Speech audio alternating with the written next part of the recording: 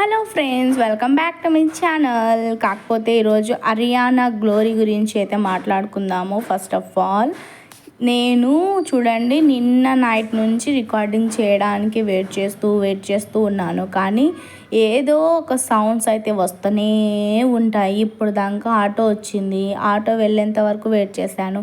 మళ్ళీ bike sounds వెళ్తాయిలే అని మళ్ళీ వెయిట్ చేశాను. ఆ తర్వాత ఎవరో బట్టలు ఉతుకుతున్నారు, దాని సౌండ్. వద్దులేండి, ఇంకా మీకు ఏమన్నా డిస్టర్బెన్స్ అవుతుందో ఏమో అని మధ్యలో మూలలో వచ్చి కూర్చున్నాను అన్నమాట. ఎందుకు ఒక బెడ్రూమ్లో ఎక్కడన్నా కూర్చొని చేయొచ్చు కదా అనవచ్చు. నేను మీతోనే ఫస్ట్ టైం స్టోరీ షేర్ చేసి ఉన్నాను. సో అరియానా గ్లోరీ ఇప్పుడు ఏదైతే ఆ హీరో ఉన్నారు కదా, తన భార్య 13 years నుంచి ఉంటుంది, అది ఇది అని పాపం చాలా వరకు అయితే నాకు కూడా పాపం అనిపించింది. అరియానా గ్లోరీతో కూడా అఫేర్ ఉంది అని అంటుంది. పాపం అరియానా గ్లోరీ ఏం రెస్పాండే అవ్వలేదు ఎందుకో. మరి ఈమె చెప్పే మాటలు నిజమా అబద్ధమా? అసలు తను అంటే ఇప్పుడు బిగ్ బాస్ నుంచి మంచిగా అందరికీ తెలిసిందే కదా తన గురించి.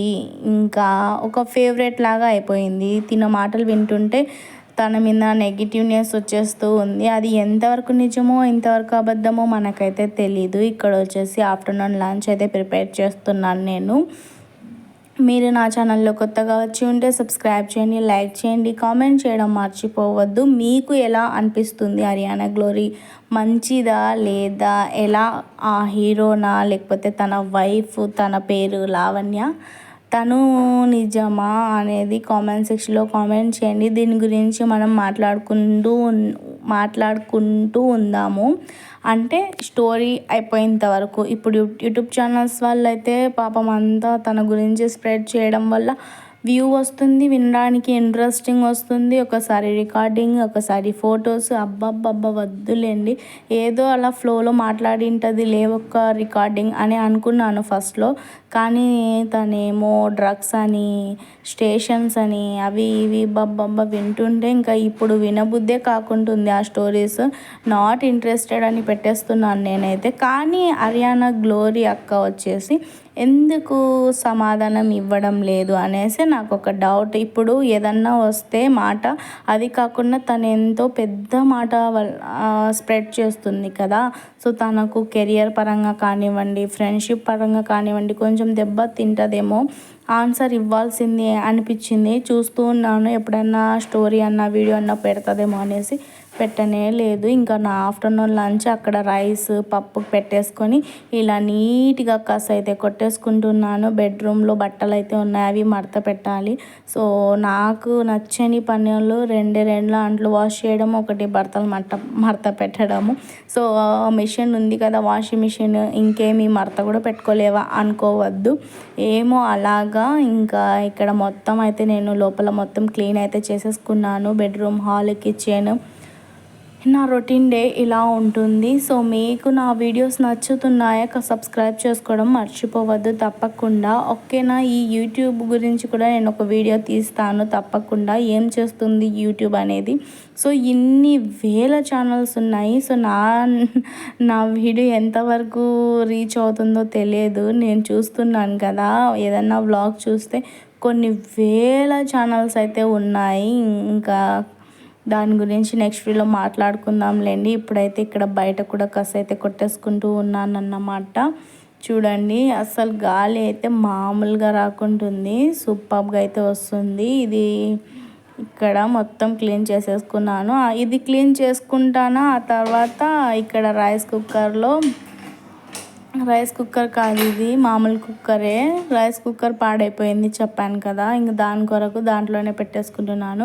పప్పుకి 3 విజిల్స్ వచ్చేసాయి. ఇంకా ఇదైతే మ్యాష్ చేయాలి పప్పు గుత్తితో. సో నాకు కొంచెం తెలుగులో మాట్లాడడానికి వస్తుంది కానీ అంత పర్ఫెక్ట్గా కాదు. సో మీరు వీడియో కంటిన్యూ అవుతుంది చూడండి, లైక్ చేయడం మర్చిపోవద్దు.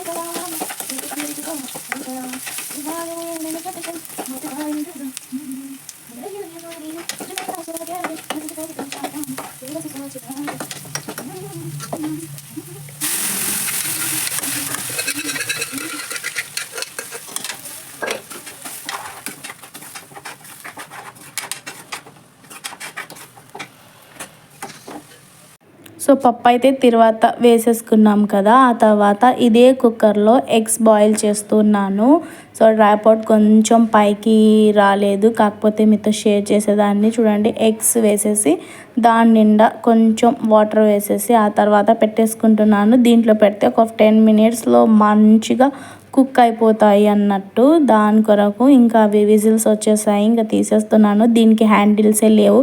ఎలా మెయింటైన్ చేస్తున్నావు అంటే ఇంకా అలానే అండి, ఇంకా వేరే కొత్తది కుక్కర్ తీసుకోవాలి ఉంది. ఎన్ని తీసుకోవాలి ఫ్రెండ్స్, ఒక మిడిల్ క్లాస్ లైఫ్లో ఏది లేకున్నా కూడా అవ్వదు. ఇంకా ఆ పెద్ద కుక్కర్ తీసుకోవాలి. ఫస్ట్లో 200-300కి వచ్చేటివి ఇప్పుడు థౌజండ్స్లో ఉన్నాయి. ఏదన్నా కుక్కర్ తీసుకుందామంటే ఇది పెళ్ళైనప్పటి నుంచి నాది సెకండ్ కుక్కరు. సో ఒకటి పెద్దది మా ఇంట్లో ఉంది, అదేమో టైట్గా బిగించుకొని పోతుంది అనేసి అక్కడ పెట్టేశాను. ఒక స్టోర్ రూమ్ ఉంది, అది కూడా నేను ఎప్పుడన్నా వెళ్తే మీతో షేర్ చేసుకుంటాను తప్పకుండా. ఇక్కడైతే ఆనియన్స్ కట్ చేసేస్తున్నాను, ఎందుకంటే ఎగ్ కొంచెం గ్రేవీ లాగా చేస్తే తినడానికి వస్తుందని. ఇది చూడండి, కెమెరా ఎంత బ్లర్ అయిపోయిందో లాస్ట్కి.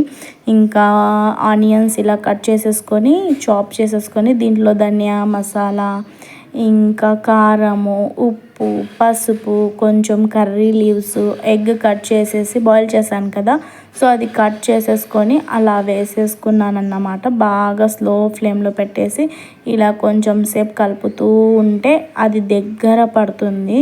ఇలా అయితే ఎగ్ కర్రీ రెడీ అయిపోయింది. నచ్చితే లైక్ చేయండి, సబ్స్క్రైబ్ చేయండి. నెక్స్ట్ వీడియో మళ్ళీ కలుస్తాను. బాయ్.